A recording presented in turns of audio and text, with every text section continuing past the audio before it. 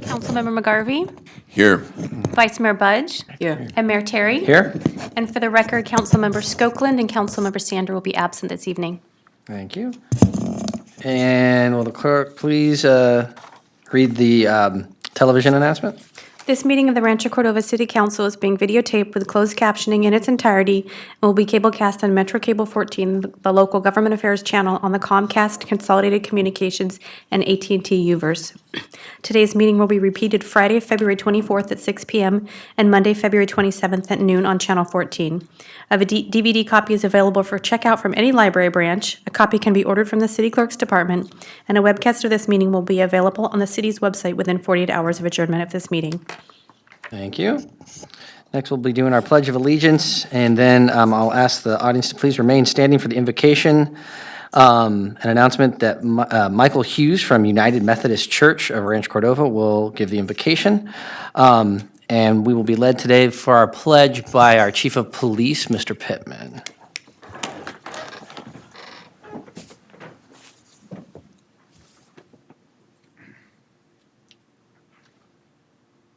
I pledge allegiance to the flag of the United States of America and to the republic for which it stands, one nation, under God, indivisible, with liberty and justice for all.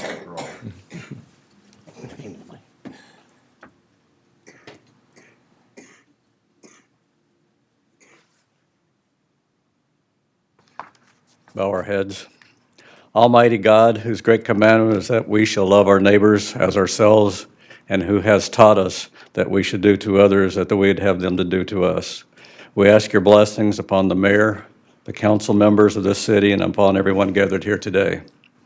We ask that you will hold before us a vision of your will for us, that we will enlighten our goals and our actions undertaken in your name for our city. Grant us a vision of this city, fair as it may be, in the fulfillment of your promises. A city of justice where none shall prey upon others. A city of economic plenty where greed and poverty shall both be done away with. A city of generosity where the needs of the unfortunate are met with care. A city of brotherhood where success is found upon service and where honor is given to nobleness alone. And a city of peace where order shall not rest on force but on love of all for each and every one of us. Bless this occasion if you have promised to be always with your people when they have turned to you. Your God, and may our Creator. Amen.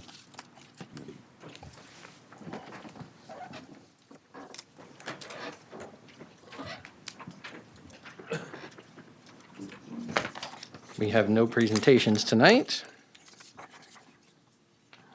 All right, next, public comment. Citizens wishing to address the council for any matter on the consent calendar or not on the agenda may do so at this time by completing and submitting a speaker card to the city clerk. For items on the agenda, speakers will be called upon to the podium by the mayor at the point on the agenda when the item will be heard. Speakers are encouraged to keep their comments to 3 minutes or less and state name and community of residence. Under the provisions of the California Government Code, the City Council is prohibited from discussing or taking immediate action on any item not on the agenda unless it can be demonstrated to be of an emergency nature or the need to take action or to take immediate action arose after the posting of the agenda. Do we have any speaker cards? I have one speaker card from Robert Sanger. Great.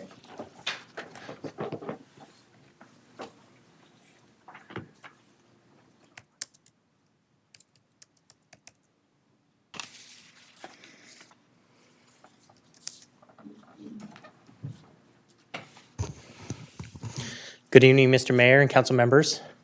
My name is Robert Sanger, and I'm the Executive Director for the Folsom Cordova Community Partnership. And today I wanted to come before you and share with you about our upcoming fundraiser, Cork and Fork. As many of you know, this is a longstanding fundraiser for our organization in the community.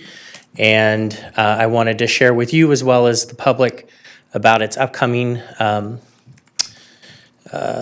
event. So it happens on March 3rd here at the Rancho Cordova Marriott on the corner of Folsom Boulevard and Sunrise.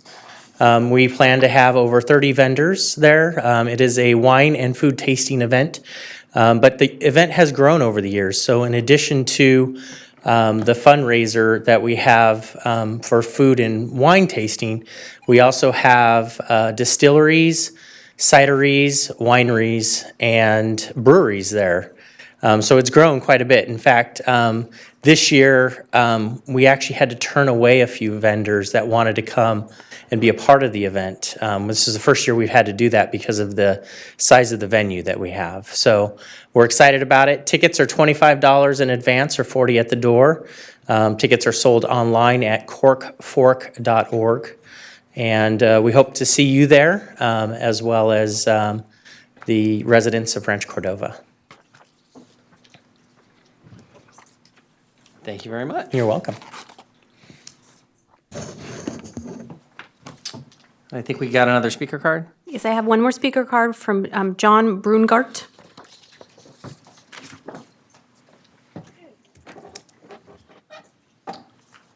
Good evening. My name is John Brungard. I live in Rancho Cordova in the neighborhood of Coloma Road and Bonita Drive. And some time ago, I spoke here at the council regarding a Verizon cell tower that was to be constructed in my neighborhood at that location of a Baptist church.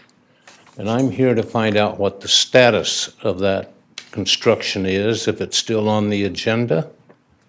And if not, I would endorse the council taking it off the agenda. I don't want to be waking up in the morning looking at an 80-foot tower in my front yard. I provided you with a copy of an article out of the San Francisco Chronicle that shows a new technical item that is being implemented in the Bay Area with about 1,400 installations of that product to be placed around the Bay Area, Oakland, San Francisco. As you can see, you've got a handout. It's relatively small. It's not 80 foot tall. It's about the size of a large suitcase. And it's the latest technology that it improves on cell phone usage, delivery, size. It's unobtrusive.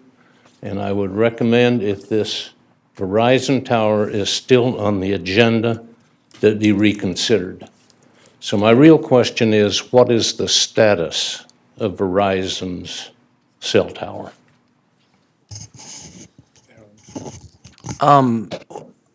No.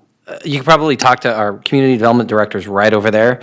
I think the short answer is that there was a vote that was taken about a year ago. Right. Approving it. Right. And since then, there's been, as far as we know, that there's the opportunity for them to pull a permit, but they have not pulled a permit. But if you check with that guy right there in the second row, he can chat with you more about this item. Okay? I'm not sure I understand your answer. So the It council's simply hasn't been constructed yet. Right, it hasn't been That's constructed. obvious. The council's taken their action, and if you talk to Aaron over there, he could probably give you an update as to where this project Aaron is our planning director, and so he's the one who's inherited the project from the person who was here previously when it was approved. But I personally truly appreciate this. And the fun thing about this idea, in a city like San Francisco, where there's so many hills and so many tall buildings, this would seem to avoid all those problems. So this is a great idea, and we'll look into it. I appreciate that, and I would encourage all of you to read it because they're investing in 1,500 of those units. And as you can see, it's not 80 foot tall, and it's not in my front yard. Thank you. Thank you very much. Thank you. Any more speaker cards? I have no more speaker cards for public comment. Council reports. Bob? Well, one I'm going to talk about is the day after our last council member, I was given the privilege of having a city council, of a new school will now carry my name, and that isn't something you get very often. Matter of fact, I talked to our former city council, or city manager, and he said, yeah, usually they wait until you're dead. I said, well, I'm glad they didn't. But it's quite an honor to have the second elementary school in Anatolia area being carry the name of Robert J. McGarvey Elementary. So I have to say it's a very honorable and quite a surprise when I first heard about it. You really don't expect things like that. And so I'll be going to that school. They're supposed to open July the 13th. Begin with 750 elementary school students from K to 6. So we'll see how that goes. I know they're having problems finishing some of the parts with the weather as it is, but we're paying attention to that. The crab feeds that have been going on are great. We went to the Rotary Club crab feed. The food was very good. We had a good time on that and met some people we usually don't see except on crab feeds. So I was glad that they were there. We had a really good time. So I'm glad that everybody was there. I was supposed to go to a Mosquito Vector Control Board meeting today, but this has been canceled. So the next one, it won't be until March. So I'll have something on that next time around. And that's about what I've got. So we want to congratulate Bob, and we want to congratulate our city attorney, who is celebrating a birthday today. With all the rain, this has been a very quiet couple of weeks. And the only thing I have done is to attend the Park District's volunteer lunch for all the volunteers that make the Neal Orchard Senior Center run. Without those volunteers, the Senior Center couldn't possibly offer the number of programs that it offers or serve the seniors in the way in which it does. And we always get invited every year and take a resolution and honor those volunteers, which is really important, as we all know, to always say thank you to your volunteers. This is preliminary budget season in the government world. And so in addition to the budget workshop that we had here at the city, I've also attended a budget workshop at the Library Authority. And finally, I would like to ask that we adjourn in the memory of two people. One of them is our wonderful Iris Taggart, who was well over 90. And anybody who's ever been to the air show will know Iris immediately. But also, if you have any links to B-17s, B-24s, any old aircraft like that, you'll know that Iris is the one who for years has been facilitating bringing those aircraft here to Mather and to McClellan so that people can go out and take a ride and either experience what it was like for their parents or their grandparents who flew those things, or to relive those memories themselves if like my dad, they happened to fly in one of them. So Iris passed away recently. And then the other person that we've lost around here is a wonderful woman whose name is Marguerite Sullivan. And she was the librarian here in Rancho Cordova for almost 20 years in the late or mid-70s to the mid-90s. And everybody who's been around for a long time really remembers Marguerite because she's just like the library staff that we have today. She was out in the community all the time. She attended Cordova Community Council all the time. She really made the library an important part of our community life at that point in time. And so we'd like to remember both of those ladies. Thank you. What was the second name, Linda? I'm sorry. No, that's okay. I'll get it from you. Mindy, did His you get second name was Marguerite Sullivan. Margaret Sullivan. You know Iris.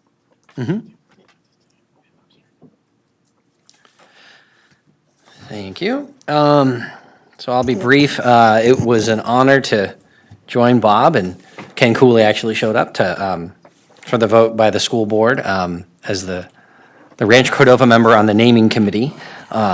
We dispensed of those two names, so congratulations again, Bob. It was a lot of fun to submit your name and to make the recommendation, and it was a lot of fun keeping it a secret for as long as we did too. So that was a lot of fun.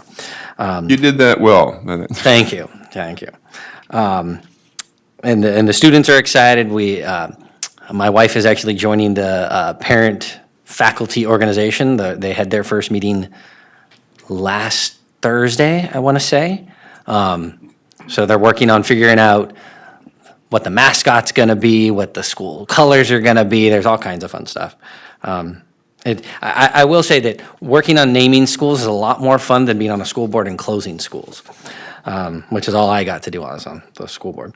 A couple other things, though, that were, happened in the last couple weeks. I attended a local government commission dinner. This one was on affordable housing, and they were talking about kind of the state of housing and housing development in California, and that we're 2 million housing starts behind, and we're going to add 400,000 people to this region alone in the next 20 years. And we're, I think the way you said 300,000, 400,000 housing units behind just from right now, plus we're adding a ton more people. So that was fair. That was pretty interesting and pretty eye-opening. It was also great to attend the crab feed.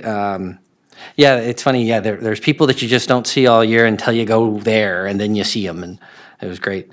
Went with the city manager and a handful of staff on a tour of the McKesson data center out there at Kilgore and Trade Center.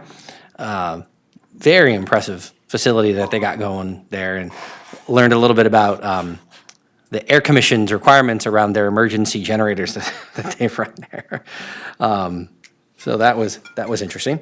And then I just wanted to thank the city manager and staff for the budget workshop that we had last week. I appreciate the time that went into that, and hopefully you got what you needed so that we can have a smooth budget cycle like we always do. And so with that, I'll turn it over to Cyrus for the city manager's report. Thank you, Mayor, Council. Quick update on the Promise program.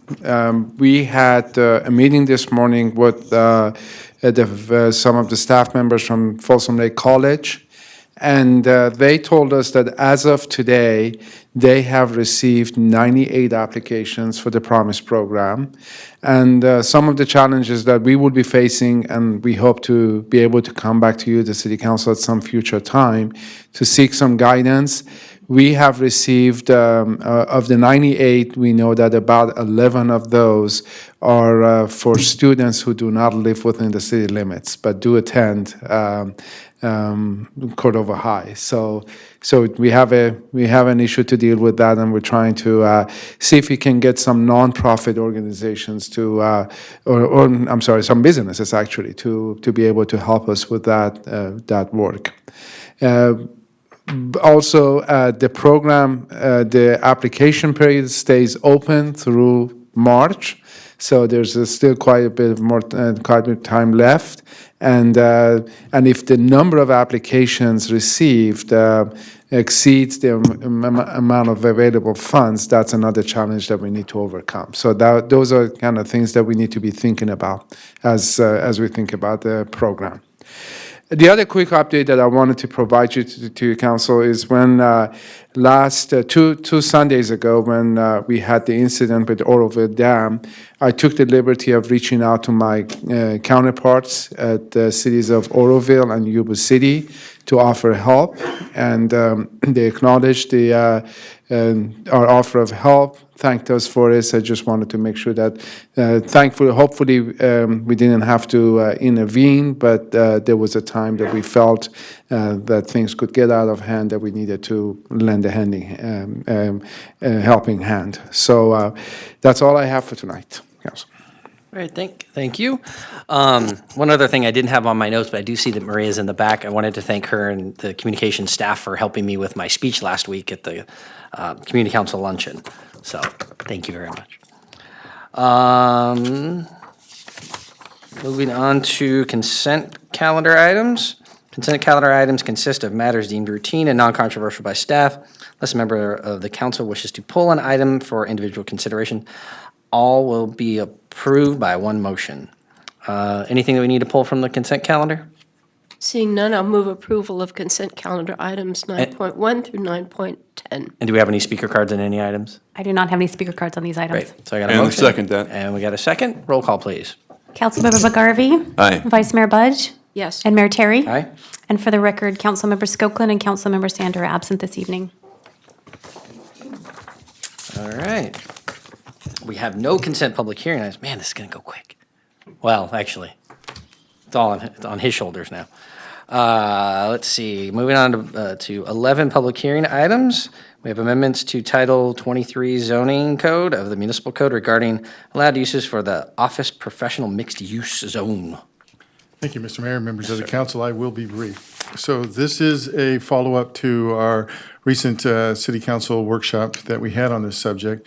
As you know, last year, staff began to work on an in-depth update of the city zoning code, which included a lot of minor cleanup items as well as some substantive amendments that were compiled over the last couple of years to achieve the following purposes. So we were looking at compliance with state and federal laws, clarify some ambiguities within the document, codify interpretations that have been made by my predecessor in the planning department over the past 10 years, streamline procedures, and really just implement the city council's vision for what was intended with this document.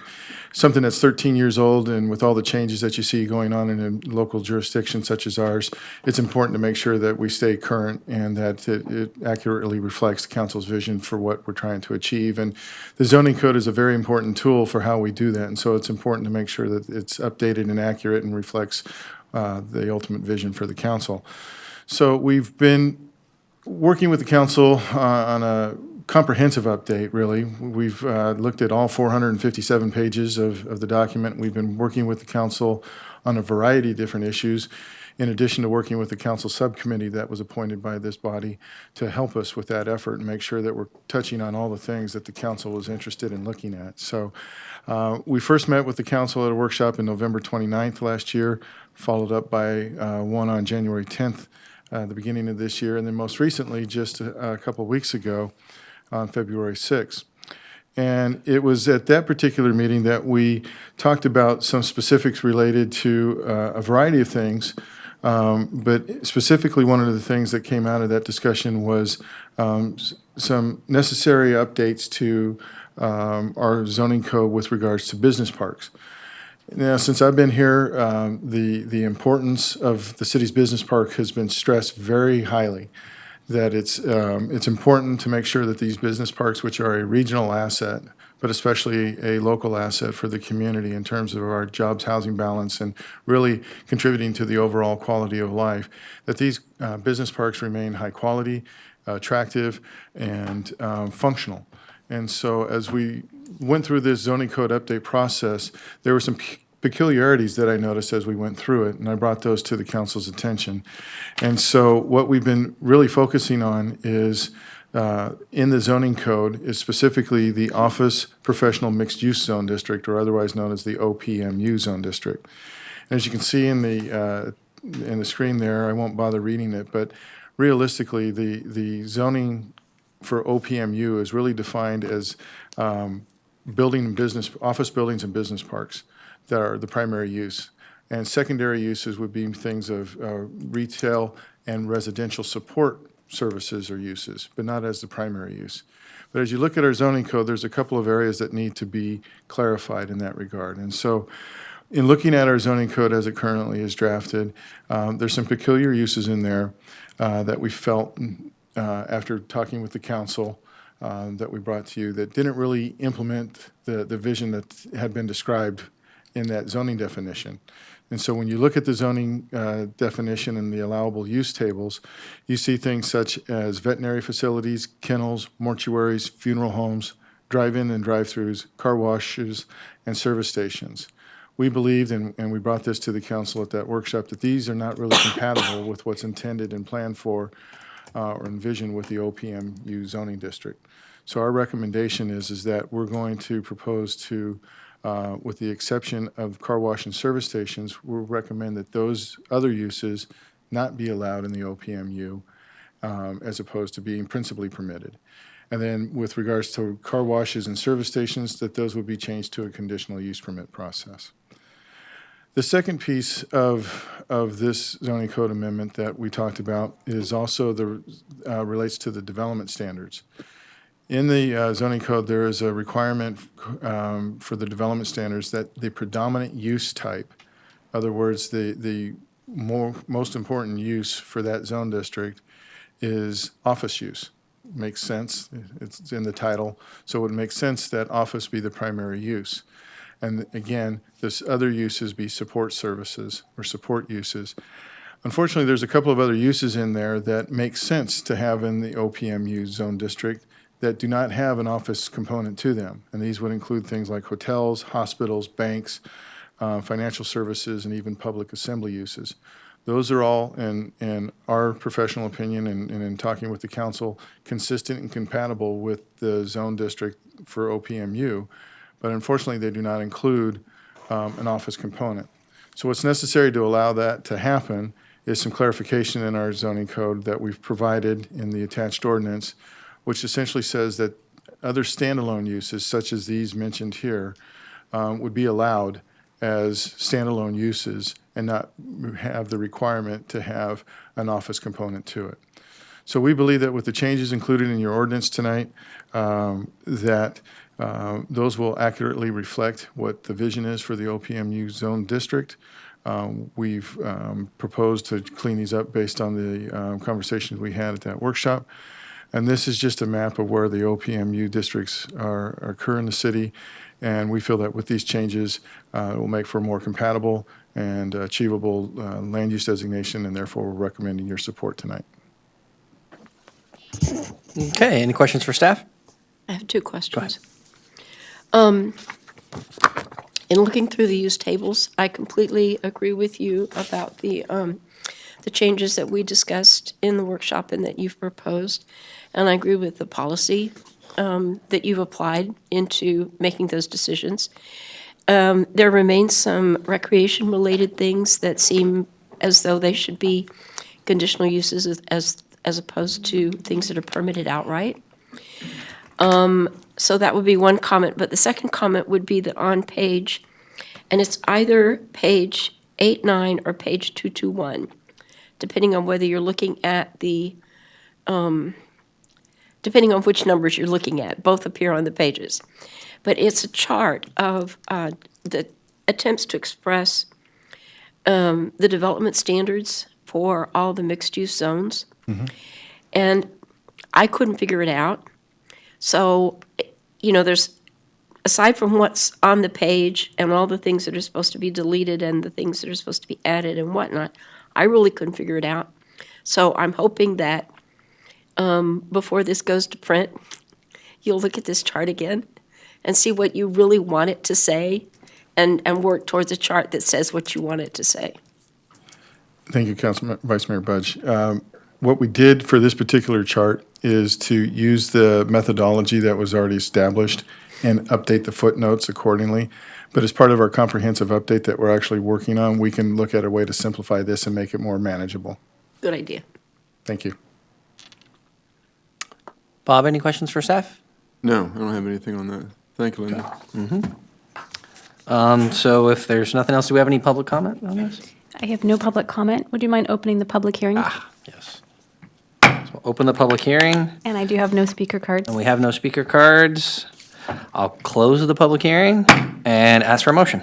I will move approval of item 11.1, ordinance 3-2017, amending the municipal code related to office professional mixed-use zone district. I'll second that. We have a motion and a second. Can we have a roll call, please? Councilmember McGarvey? Aye. Vice Mayor Budge? Yes. And Mayor Terry? Aye. And for the record, Councilmember Skoklin and Councilmember Sander are absent this evening. Thank you. Okay, moving on to item 11.2, crossings at Woodbury project. Oh, there she is. Okay. Right as I looked up, I think you leaned over. Go ahead.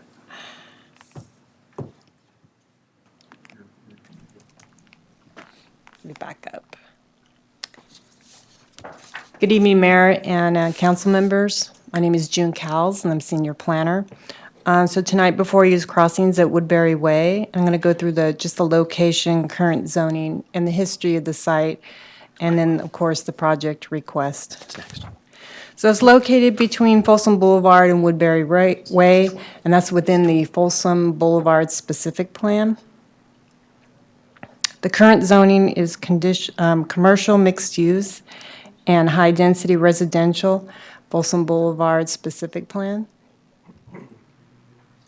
And the site, the history of the site is the city acquired the site in order to clear a former deteriorated structure, and this was achieved in 2010. The property to the north is the first phase of the crossings at New Rancho, and then this property is the second phase.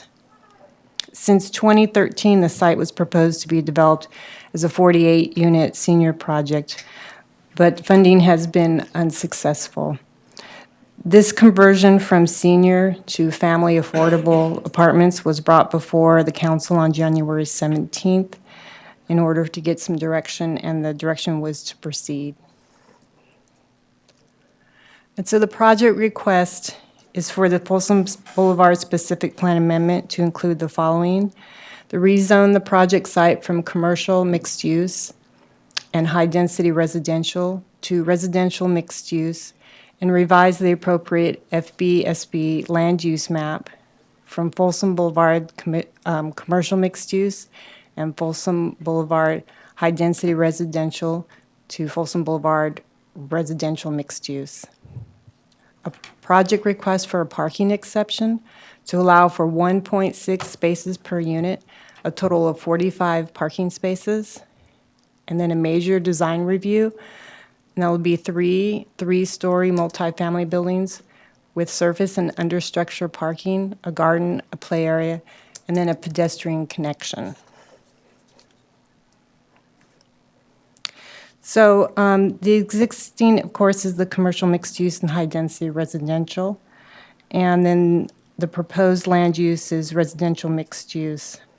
This was amended from high-density residential, and then in 2009, within the Folsom Boulevard specific plan, rezoned to Urban Reserve 2. And in 2013, it was zoned to commercial mixed use. Due to a lot line adjustment, that's why it's showing up high-density residential in the northern section. There's just a small strip.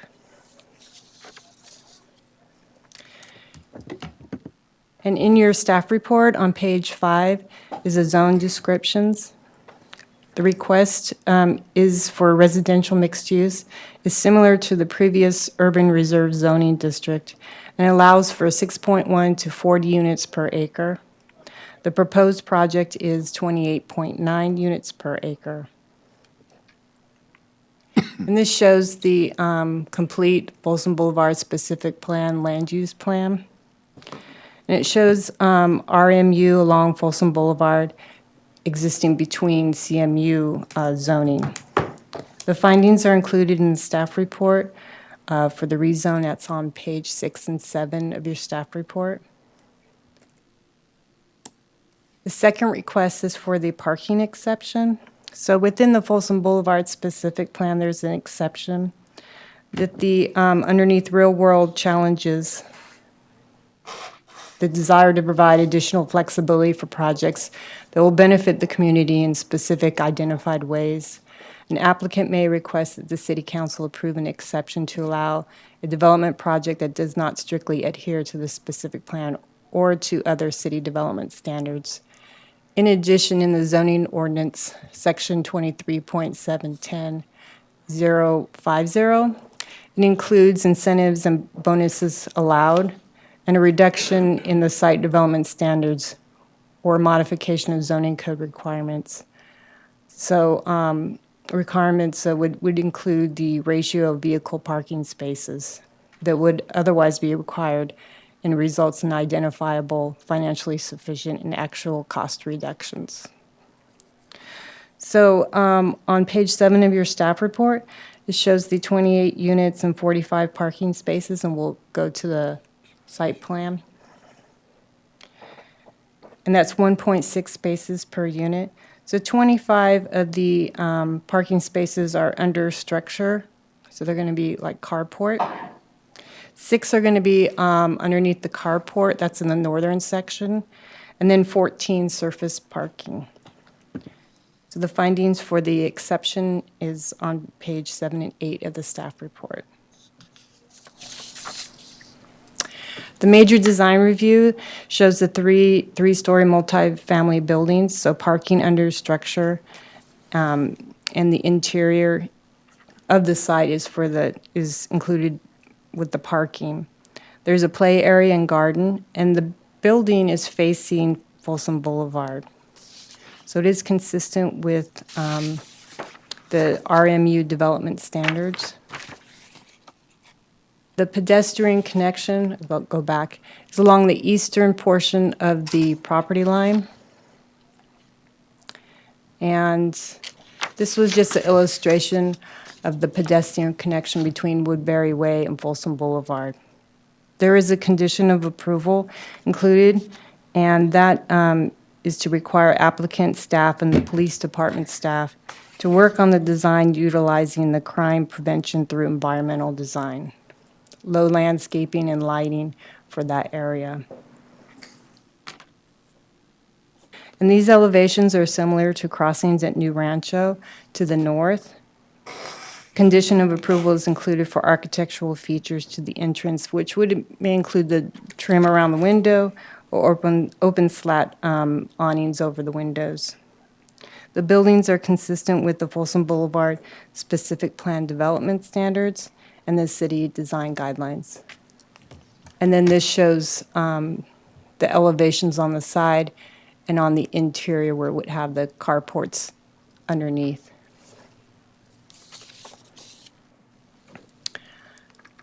Next is the landscape plan, and it includes the trees along the buildings and Folsom Boulevard. A 6-foot open view fence will surround the site and is consistent with Folsom Boulevard's specific plan and the city's zoning ordinance. And then here's the aerial perspective of the project. As you can see, the HVAC units are located in the roof well. And the major design review findings are on page 11 and 12 of the staff report. For the rezone, for CEQA, it states that it's actually going back to the original zoning, the 6.1 to 40 units per acre. So no additional environmental review was required. And then for the major design review, it's an infill development. And with that recommended conditions, I move that City Council introduce and waive the first reading of Ordinance 2-2017, rezoning the site from Folsom Boulevard's commercial mixed use and Folsom Boulevard high-density residential to Folsom Boulevard residential mixed use, and finding the rezone exempt from further CEQA review. Adopt Resolution 35-2017, approving the major design review and parking exception for crossings at Woodbury Way, multifamily buildings, and subject to findings and conditions of approval, and finding the project exempt from further CEQA review. And Resolution 35-2017, if approved, would actually go into effect on the effective date of the ordinance, 30 days after the second reading and adoption, as it is contingent upon the property being rezoned. And with that, if you had any questions, and the applicant is here as well. Thank you. So we'll open the public hearing and council questions. Linda? So I do have questions, and I shared these with staff earlier. Quite frankly, I personally don't have any recollection of rezoning this to commercial in 2013 when this piece of property for almost 10 years has been intended for this project or a similar project.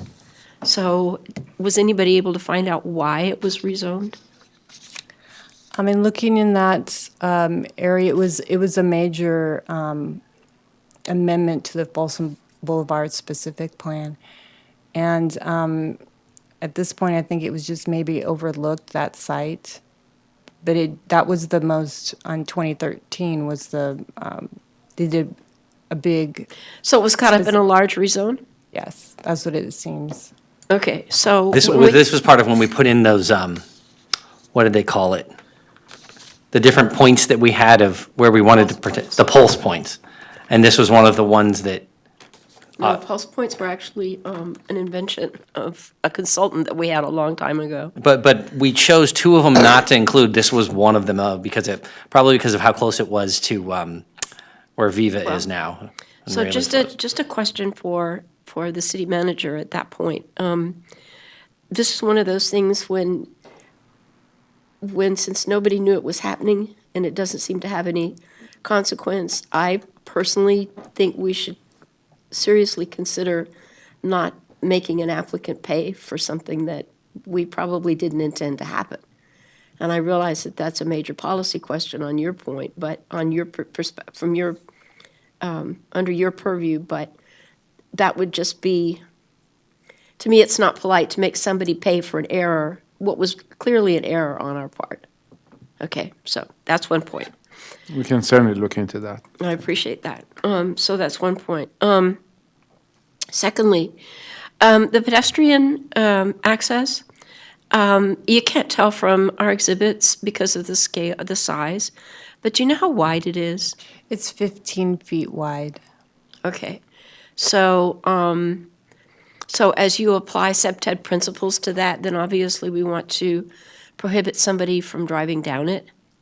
Yes. A lot of us remember when that was a 30-foot wide easement, and it was the site of all sorts of notorious behavior.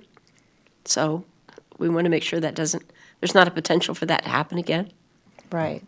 On the site plan, it shows, you probably can't see it very well, 2 bollards on each side. Yeah, I can see, well, actually, I can see 3 bollards, but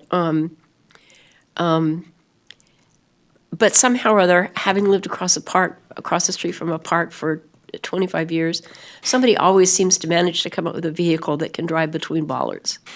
So that's just my request. Okay. So you want to put in another one? Yeah, really. From the big ones like they have in DC. Of course, the ultimate is post and cable, which is even more of a blight on the landscape. I appreciate the architecture.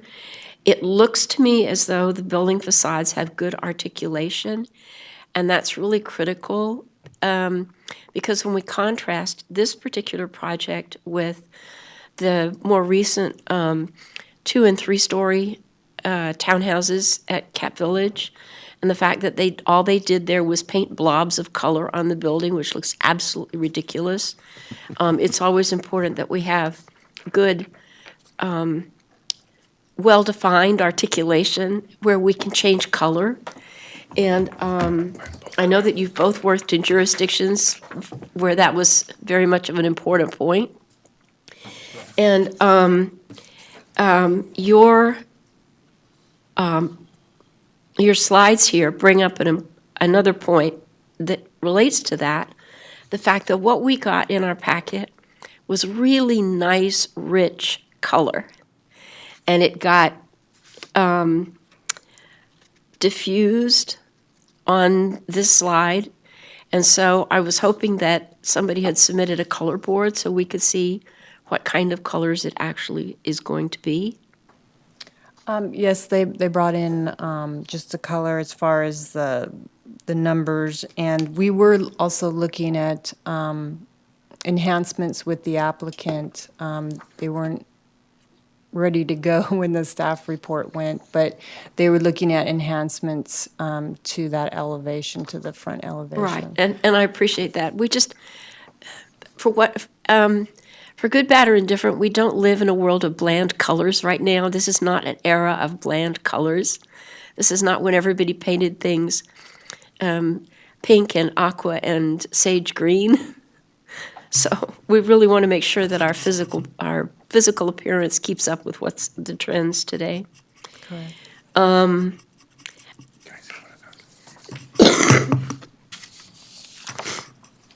I'm hoping that we can encourage them to add decorative bike racks and not just the standard curious U-shaped things that we see in commercial applications. And finally, on the site plan, it looks like there's an overhead power line that runs east and west through the property. I'm not sure that I'm again, our exhibits are really small, and they're not very dark, so I wasn't sure I was interpreting it correctly. Yes, that the easement was going to be underground. I mean, the wires, overhead wires are going to be underground.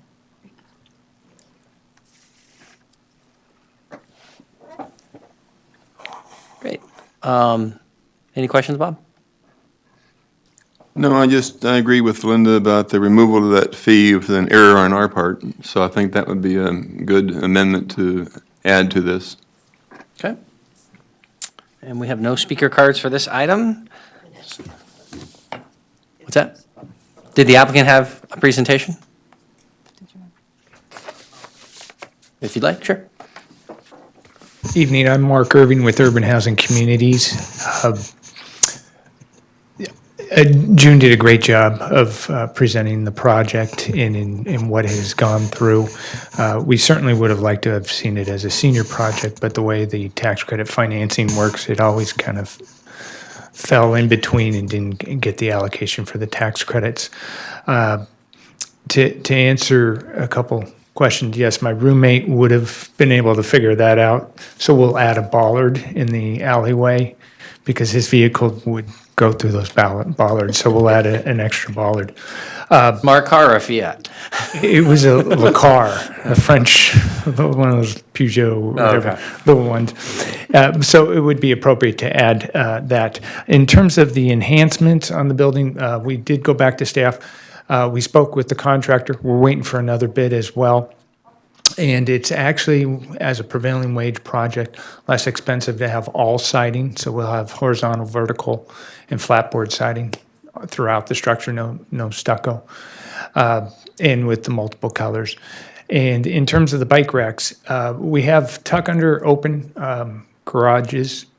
We're going to put lockable wall bike racks in those units so they're covered. We'll add a couple more just for guests, but it seemed to make sense in talking with June that would be an ideal location to put them in and have those bike spaces covered. I will touch note, we are keeping the parking space, tuck under parking spaces open because we discussed it internally, and inevitably you put a garage door on it, people start to use it for storage, and all of a sudden you lose your parking. And on the site with it being at 1.6, we thought it was appropriate that we made sure we kept it at 1.6 and nothing less. So that's why the garage spaces are open. And I'm more than glad to answer any other questions you might have. So even though you're going to siding as opposed to using stucco, is there still the opportunity for trim around the windows, eyebrows, that kind of thing? Yes, yes. Okay. In terms of the eyebrows, are you talking about an upper base trim as well, or just a complete, in effect, 360 coverage? I mean, we can do that. I mean, it's there. Right now is the time to do it. So when you talk about siding, is it metal siding, panel siding, EVIS, whatever? It's the typical siding is hardy plank. It's a cement fibrous Fiberboard. board. Got it. Yeah, Got it. yeah. Okay. All right. Okay. Super. Weather's as good as. Is your architect, I Googled KTGY Architect. Is this the architects with offices in Oakland and several other places? They have them in the Bay Area. I know if it's in Yeah. Oakland, it's Oakland, Irvine. I think they have Yeah. one in Denver. It's a rather large firm, and they were the original architects for the first phase as well. Great. Well, their work shows, and so we're glad you're using them again. Yeah, we are too.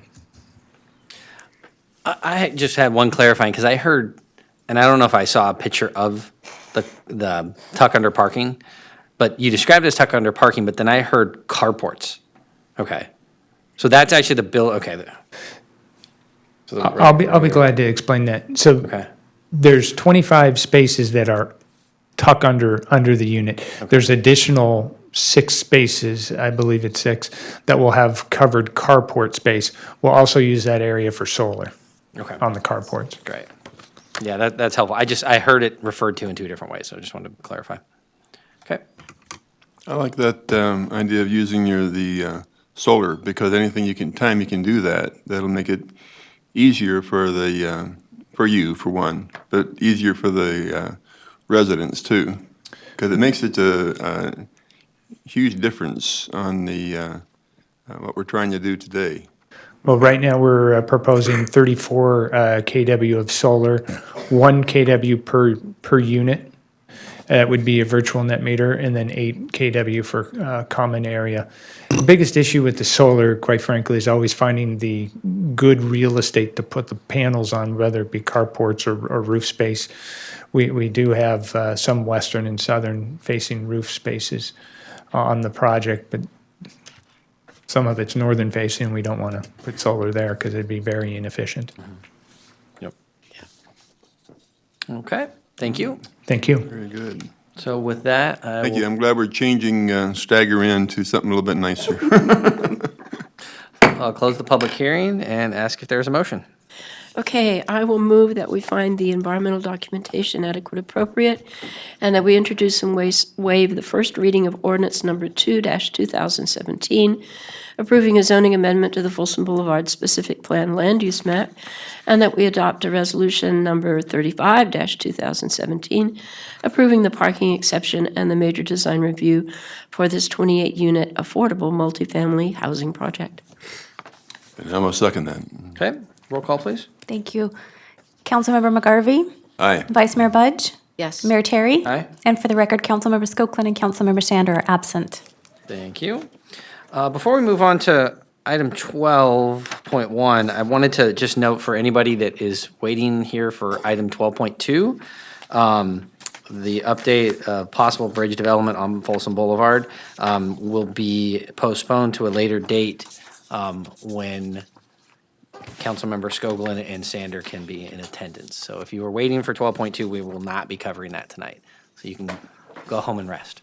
So with that, item 12.1, execution of a new disposition development and loan agreement with UCH Rancho Cordova LP for the development of the Crossings at Woodbury Way Affordable Families Project. Didn't we just talk about this? We did. Yep, we're going to talk about it some more. All right. Good evening, Mayor Terry and council members. My name is Stefan Heisler, Reinvestment Analyst in the Economic Development Department. I'm here to talk to you about a little bit about this site in separate details, briefly because we've talked about these a number of times over the years. So a quick rehash of the contracts that we've signed over this project and this site. In 2008, we started with an exclusive negotiation rights agreement with UHC to do the seniors project, the Horizons at New Rancho. In 2013, that became a disposition and development agreement, which terminated the ENRA. And then between 2013 and 2016, we amended the agreement a number of times for various grant funding projects or programs that we were going after and different timelines that we were discovering.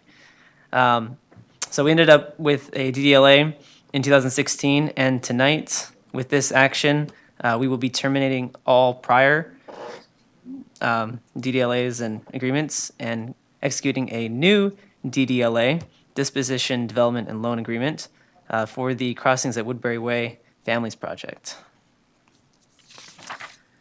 Again, a quick summary of the project. It's 28 units of 2 and 3 bedrooms, affordable housing for families. The reason why we took a look at the Families Project is, as Mark mentioned before, the tax credits for seniors are difficult to come by and very hard to compete for. We had to keep this project affordable because of the funding requirements of the funds that we use to acquire, demolish, and relocate pre-existing tenants on the site, including NSP funds. And then finally, we kind of backed into this project by looking at how we can maximize all of the existing funding without requiring any additional funding to maximize our competitiveness for tax credits to get the final funding. So today's status tonight, as you just moved or approved, we received design review approval, zone change, and a parking exception. So with that, and with this DDLA approval, our developer partner, UHC, will be able to apply for low-income housing tax credits on March 1st for the final funding required for this project. If awarded tax credits, we have to begin construction within 180 days, so we anticipate that will be November, December of this year. And again, as proposed, this project will stay within the previously approved funding limits. So to talk a bit about the funding, one of my favorite subjects for the past year and a half. To acquire the site and prepare it, the city used $1.8 million redevelopment, 20% set-aside funds, very low-income housing grant funds, CDBG funds, NSP funds. NSP, was not city. Then in the course of time, we were able to obtain a $1 million state housing trust fund grant, which is coming through the city because city was the recipient of that grant. The one requirement was we had to match it. So in 2012, we approved Resolution 36, 2012, approving a loan, $1 million loan to the project as match to the state funding. Finally, in 2015, at that time, we were facing, again, the tax credit difficulties of trying to secure tax credits and win them for a seniors project. So with Resolution 15, 2015, Council approved a second $1 million loan for this project to help us get additional to help us win the tax credits. Of that, $666,200 remains. And both the last two items are included within the city's interfund loan that the city made for this project in Resolution 46, 2015, which was $2.1 million. But these are not the only funds that are going to the project. The city funds are leveraging a number of other outside sources of funding to make this project possible. So of the city funding of $2.6 million, we've been able to leverage $1 million from State Housing Trust Fund, $500,000 from the State Infrastructure Infill Grant Fund, $341,000 of the sale of the land to the developer, $250,000 of deferred developer fee, and the tax credits I have incorrect. I believe it's actually $10 million of state and federal tax credits, and then also $60,000 in Sacramento sewer credits. So of the total of the funding, it's about $12 to $13 million of other funding that we've been able to leverage for this project. So it hasn't been simply the city holding the bag. And with that, that is the end of my presentation. Staff recommends approving the motion to approve the DDLA. Okay, authorize the signature of the DDLA to allow the developer to go after tax credits in March. Okay. Any questions for staff? No questions. Just wanted to thank the staff, Reed and his fellow workers there getting this done. I know it takes a lot of knowledge to be able to go through the state and get some of the grants and the other money that we're talking about. So thank you for the time and your effort. I know you're putting in more than 8 hours a day. So thank you. I know this is something that we needed to have done, and so I'm glad that it has been completed. We'll just be working on this to pass it tonight, but that's, thank you. Any questions? No? Do we have any speaker cards on this item? I have no speaker cards on this item. Okay. Do we have a motion? I will move that we adopt resolution numbers 16-2017 to execute this replacement DDA with UHC Housing Communities for the crossings at Woodbury Way. Second. All right. Roll call, please. Councilmember McGarvey? Aye. Vice Mayor Budge? Yes. And Mayor Terry? Aye. And for the record, Councilmember Skokeland and Sander are absent. Okay. Moving on, like we said, 12.2 will be postponed to a later date. Do we have any council requests for future agenda items? I actually do this time. Okay. Sorry. My apologies to everyone. On our last agenda, we had an item which I followed up with Elizabeth Sparkman about, and it had to do with a transfer of money from Sacramento County and Regional Transit to the city. And why that money is there in the first place and how it's going to come to the city and a variety of different things and what it's going to be used for and stuff like that. So in the process of discussing this, we came down to the fact that we really probably need a new transit master plan. We have this absolutely wonderful master plan that was done probably 2006 or 7. It was a gorgeous plan. We told Cyrus at the time that it was unique. Nobody around here has ever seen a transit master plan like that, where people simply went out and expressed what it is they want to do in terms of establishing a public transportation system for our residents and the people who come to work here, and not starting off at the beginning with talking about financial constraints. We talked about aspirations and needs and connecting people and moving people, and then we talked about how it could be financed or what parts could be financed and so on. And as we know also that our Public Works Department has a marvelous track record of getting grants and subventions from other organizations in order to figure out how to do what it is we want to do for our residents around here. So it seemed as though it's time to update our transit master plan. There have been a lot of changes at Regional Transit that are ongoing. There have been a lot of changes around here in not just our land plans per se, but the ways in which we use our available land, as opposed to the ways in which it was adopted by Sacramento County in 2002. And so it might be time for an update. Okay. It's only 15 years. I mean, Okay. Let me, yeah, we will definitely follow up with staff and see, and we will come back with a recommendation. Great. Anything else? Okay, we will adjourn to closed session. Thank you all.